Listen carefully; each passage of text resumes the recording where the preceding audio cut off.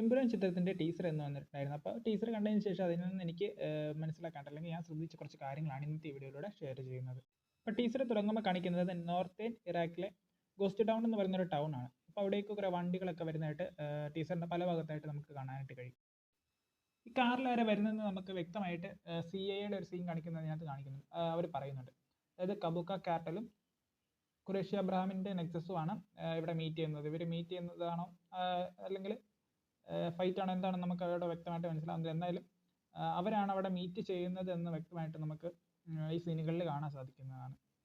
അതേസമയം ഇവരെ റൗണ്ട് ചെയ്തിട്ട് CIA സോൾജേഴ്സ് ഇവരെ ഫോളോ ചെയ്ത് അല്ലെങ്കിൽ ഇവരെ മോണിറ്റർ ചെയ്ത് വന്നിട്ടുള്ള CIA പട്ടാളക്കാരെയൊക്കെ നമുക്ക് അവിടെ കാണാനായിട്ട് സാധിക്കും. ഒരു സീനിൽ വെടിശബ്ദം കേട്ടിട്ട് ഇവരെല്ലാം കൂടെ അറ്റാക്ക് ചെയ്യാൻ പോകുന്നതും പിന്നീട് ലാലേട്ടൻ, അതായത് നമ്മുടെ ഖുറേഷി അബ്രഹാം ഒരു പള്ളിക്കകത്ത് നിൽക്കുമ്പോഴേക്കും അവിടേക്ക് കുറേ പട്ടാളക്കാർ വരുന്നത് ഫൈറ്റും പൊക്കത്തുനിന്ന് നമ്മുടെ പൃഥ്വിരാജിൻ്റെ ക്യാരക്ടർ ചാടി വരുന്ന അങ്ങനത്തെ കുറച്ച് സീനൊക്കെ നമുക്ക് ഇതിൽ കാണാനായിട്ട് സാധിക്കും.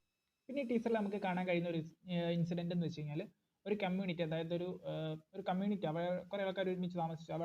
അവരുടെ സ്ഥലം ഇങ്ങനെ ചുറ്റുമതിലൊക്കെ കെട്ടിയിട്ട് ഫ്രണ്ടിലൊരു കവാടമൊക്കെ വെച്ചിട്ട് ഉള്ളൊരു സ്ഥലമാണ്. അപ്പം മേ ബി ടെററിസ്റ്റ് അറ്റാക്ക് ഒക്കെ ഉണ്ടാകുന്ന സ്ഥലത്ത് ആയതുകൊണ്ടായിരിക്കും അങ്ങനെ അവർ നല്ല സെക്യൂരിറ്റിയിൽ ഇങ്ങനെ മതിലൊക്കെ കെട്ടിയിരിക്കുന്നത്.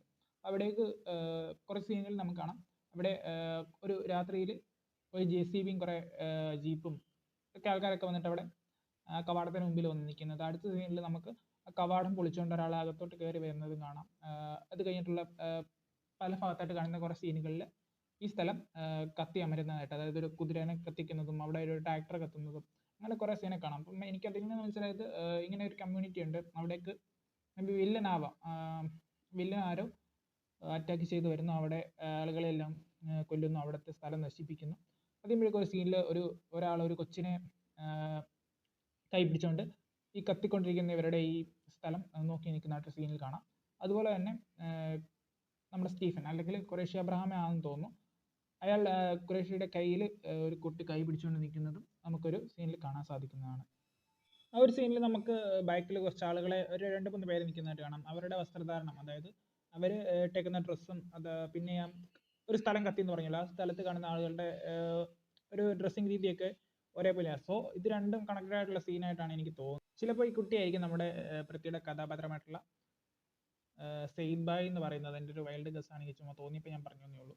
നിങ്ങൾക്ക് എന്തോ തോന്നുന്നു എന്തായാലും ഒന്ന് കമൻറ്റ് ചെയ്തേക്കൂ.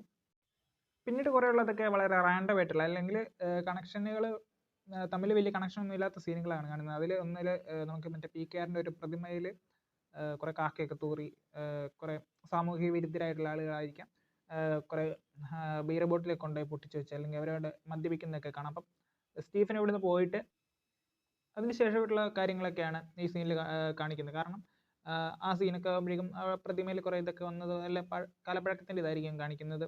അതുപോലെ തന്നെ സ്റ്റീഫൻ്റെ 666 കാറ്, അംബാസഡർ കാറൊക്കെ ഒരു ഉപയോഗിക്കാതെ ഇങ്ങനെ വർഷങ്ങളായിട്ട് ഇങ്ങനെ ഒരു എന്താണ് പള്ള പിടിച്ച് ഇങ്ങനെയൊക്കെ കിടക്കുന്നതായിട്ട് കാണിക്കുന്നുണ്ട്.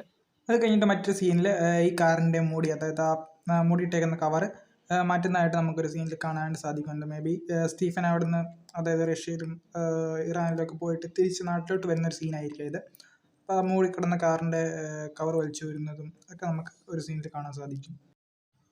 പിന്നെ വളരെ റാൻഡായിട്ട് കുറേ സീൻസാണ് നമുക്ക് കാണാൻ സാധിക്കുന്നത്. ഒരു സീനിൽ നമ്മുടെ മഞ്ജു വാര്യരുടെ കഥാപാത്രമായിട്ടുള്ള പ്രിയദർശിനി ഒരാൾക്കൂട്ടത്തിന് നടുവിലൂടെ ഇങ്ങനെ നടന്നു പോകുന്നൊരു സീൻ നമുക്ക് കാണാം. അതായത് ഷൂട്ടിംഗ് നടക്കുന്ന ഒരു സ്ഥലത്ത് നിന്ന് പരിക്ക് പറ്റിയ ആരെയും എടുത്തുകൊണ്ട് പോകുന്നതായിട്ടൊരു സീന് കാണാൻ സാധിക്കും. ഒരു മരത്തിന് തീ പിടിക്കുന്നത് നോക്കി നിൽക്കുന്ന പ്രിയദർശിനി രാംദാസ് ആണെന്ന് തോന്നുന്നു. അതുപോലെ തന്നെ സ്റ്റീഫനും അവരുടെ കൂടെയുള്ള ആളുകളും അതിൻ്റെ ഫ്രണ്ടിൽ നിൽക്കുന്ന അങ്ങനത്തെ കുറച്ച് സീനൊക്കെ ഉണ്ട്. പിന്നെ മെയിനായിട്ട് ഇലുമിനാറ്റിയുടെ റെഫറൻസ് ലൂസിഫർ ചിത്രത്തിൽ കാണിച്ചതിനേക്കാളും കൂടുതൽ തന്നെ ഈ ടീസറിലുള്ളതായിട്ട് എനിക്ക് തോന്നിയിട്ടുള്ളത്. കാരണം ലാലേട്ടൻ്റെ പല സീനുകൾ ഡയറക്ടറിൻ്റെ പ്രൊഡ്യൂസറിൻ്റെ എല്ലാവരുടെയും പേര് കാണിക്കുമ്പോൾ അവിടെയെല്ലാം ഇലുമിനാറ്റിയുടെ വ്യത്യസ്ത സിമ്പിളുകൾ കാണിച്ചിട്ടുണ്ട്. അപ്പോൾ ടീച്ചർ കണ്ട് നിങ്ങൾ വേറെ എന്തെങ്കിലും ശ്രദ്ധിച്ചിട്ടുണ്ടെങ്കിൽ അതെന്തായാലും ഒന്ന് കമൻറ്റ് ചെയ്തേക്കും. ഇപ്പോൾ ഈ ചാനലിൽ ലാസ്റ്റ് വീഡിയോ ഇട്ടിട്ട് 1 വർഷത്തോളമായി. ചില പേഴ്സണൽ കാര്യങ്ങളൊക്കെ കാരണമാണ് വീഡിയോ ഒന്നും ഇടാൻ പറ്റാതിരുന്നത്. പിന്നെ എന്തായാലും കൂടുതൽ വീഡിയോസൊക്കെ ചാനൽ വരുന്നതാണ്. അപ്പോൾ എന്തായാലും നിങ്ങളുടെ അഭിപ്രായങ്ങൾ കമൻറ്റിൽ ഒന്ന് പറഞ്ഞേക്കും. മറ്റൊരു വീഡിയോയിൽ കാണുന്നവരെ എല്ലാവർക്കും ഗുഡ് ബൈ.